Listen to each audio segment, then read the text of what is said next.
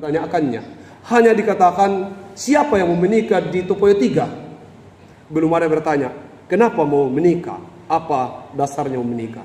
Dasar pertama, kemarin kita ribut di pastoral.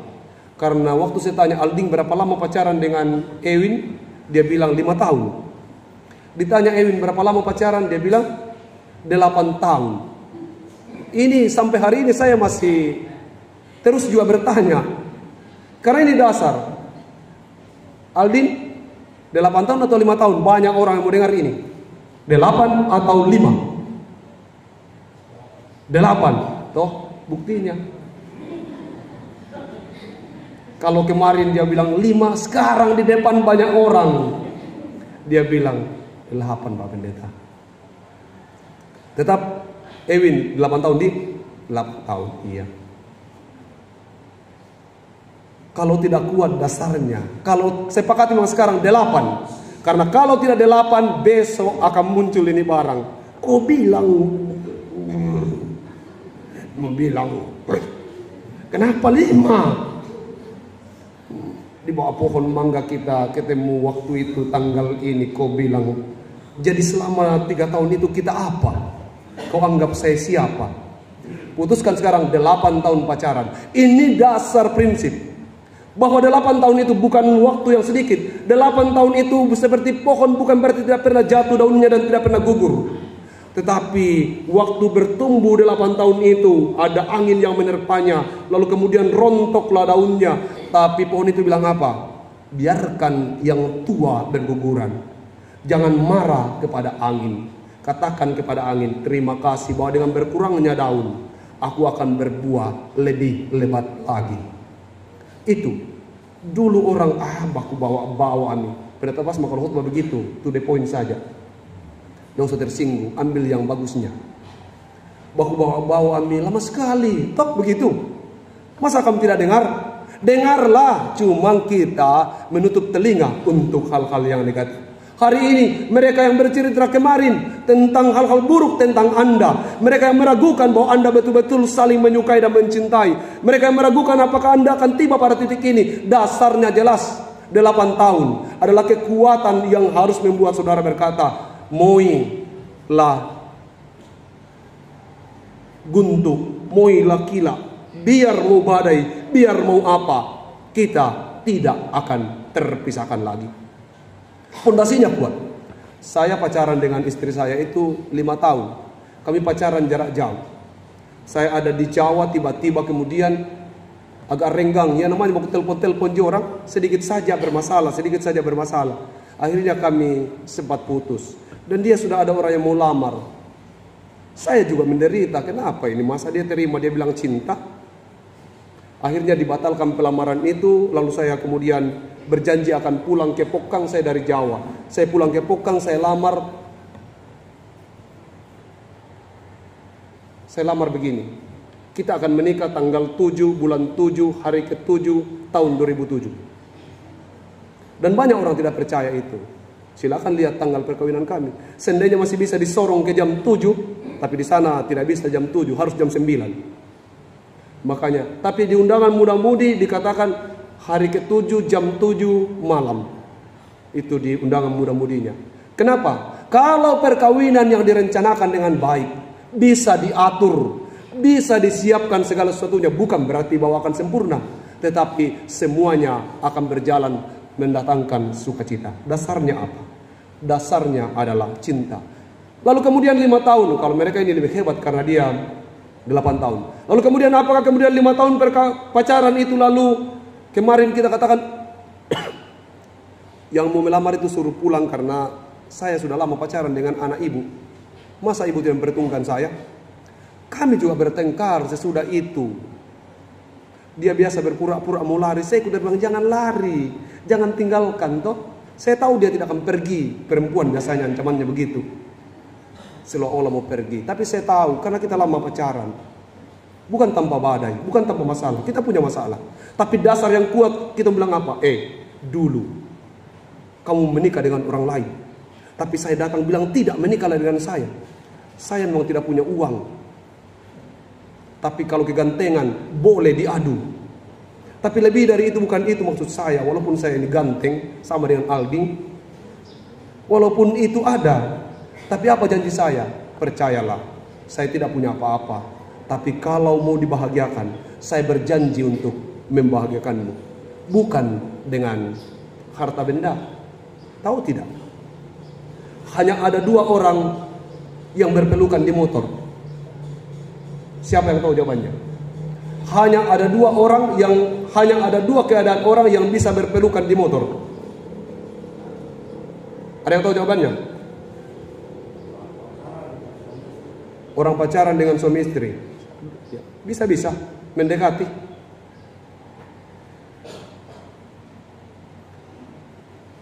Saya kasih tahu supaya tidak lama khutbahnya. Pengantin baru dan orang yang sakit. Jadi hanya 2 itu. Lihat itu. Walaupun sudah lama kita suami istri, tapi kalau istri tak naik belum duduk baik. Cukup. Tuh. Pokoknya tidak. Tapi kalau dia pengantin baru itu, dia pergi kalau tidak. Pelukku sedikit lah. Masa? Tidak pergi itu. Saya sudah pengantin baru tidak ada mie. Tidak pernah mie itu. Nanti sakit. Kalau sudah sakit ya tidak mungkin kasih jalan motor kalau loyong itu. Kalau perlu naik dengan saru. Jadi hanya 2 saja itu. Waktu pengantin baru dan waktu istri sakit. Bayangkan itu. Padahal kita ini lama hidup bersama. Beberapa waktu yang lalu saya katakan, sekali-sekalilah bonceng istrimu ke pasar. Ambil momen-momen tertentu. Walaupun istrimu itu tahu naik motor. Tapi ada suami yang sampai mati tidak pernah bonceng istrinya ke pasar. Jangan tersinggung kalau ada di sini. Sama dengan itu, hanya ada 2 orang yang dibukakan pintu mobil. Pengantin, toh, biasanya begitu kalau mau naik ini dibukakan pengantin. Dan orang sakit. Jadi kalau ini dipertahankan, berpura-pura Allah menjadi pengantin seumur hidupmu. Maka walaupun buah sawit penuh di atas itu mobil hitam putih, apakah itu? Iya, mobilnya Aldin, walaupun sawit penuh di situ, pasti bilang, "Nah, bukakan pintu, silakan." Tuh, kalau pengantin baru atau lagi sakit, pasti bukakan pintu. Di luar dari itu naik sendiri kok. Kalau kau tidak naik, tinggalkan. Itu. Apa yang saya katakan di situ? Kalau dasarnya adalah kasih, dasarnya adalah batu, maka badai sebesar apapun datang tidak akan goyah. Jangan bangun keluarga di atas pasir, karena belum ada apa-apa sudah akan goyah. Hanya dalam 2 hal tadi itu, dasarnya adalah kasih. Bangun keluargamu atas dasar kasih. Bahagia itu milik orang yang mempunyai kasih. Bukan milik orang yang punya harta benda dan kekayaan, tidak. Di mana ada kasih, kesanalah Tuhan mencurahkan berkatnya. Pondasi yang kuat. Tidak berarti bahwa 8 tahun itu tidak ada orang yang bilang jangan menikah dengan Aldin. Tidak berarti bahwa 8 tahun itu hanya satu pacarnya atau hanya satu laki-laki yang pernah datang menghampirinya.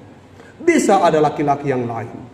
Tapi dia ambil keputusan, saya yakin satu hari nanti dia akan datang. Begitu juga dengan Aldin. Dia punya banyak teman perempuan, tapi dia sudah memutuskan bahwa Ewin lah yang akan dipilih menjadi pasangan hidupnya. Ini bukan karena kemauan orang tua dan kemauan persekutuan ini. Ini adalah keputusan kalian berdua. Sehingga kalau ada apa-apa nanti dalam perjalananmu, dalam perjalanan perkawinanmu, katakan kita yang mulai. Kita yang jangan diakhiri. Tidak boleh, kita yang mulai. Dan apapun yang terjadi, kita akan menua bersama. Percayalah bahwa dasar sudah diletakkan dengan baik. 8 tahun guncangan datang, tapi Anda berkata, tidak, saya akan menjadikan dia sebagai pasangan hidup saya. Secara psikologis saya harus mengatakan begini, Saya juga belajar, akhirnya ini belajar psiko. Ketika seseorang menikah, dia harus menemukan dua sosok pribadi dalam satu orang, sekaligus menjadi ibu dan sekaligus menjadi istri, sekaligus menjadi suami dan sekaligus menjadi ayah. Kalau itu hilang, maka biasanya di awal perkawinan renggang, di masa-masa sulit goyang, karena bilang, tidak nak kasih begitu, kasih papaku. Karena itu ukuran laki-laki bagi seorang perempuan. Kalau mamaku saya baru kak datang di rumah, langsung tanya, sudah mau makan? Kenapa ini istriku tidak pernah tanya? Biasa hal-hal begitu dicari oleh anak laki-laki. Begitu juga dengan anak perempuan. Semoga dasar yang kuat adalah kasih, menguatkan saudara berdua untuk menjalani hidup sebagai keluarga yang baru. Ingat, dasarnya kuat, badai apapun, percayalah, di dalam kasih Kristus tidak akan goyang.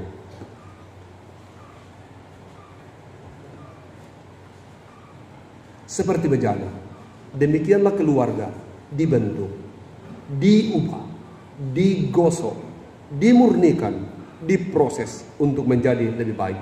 Keluarga adalah universitas di mana kita terus belajar sampai pada suatu hari bahwa Tuhan menghendaki kita untuk menikmati kasih dalam rumah tangga. Ku mau sepertimu, Yesus.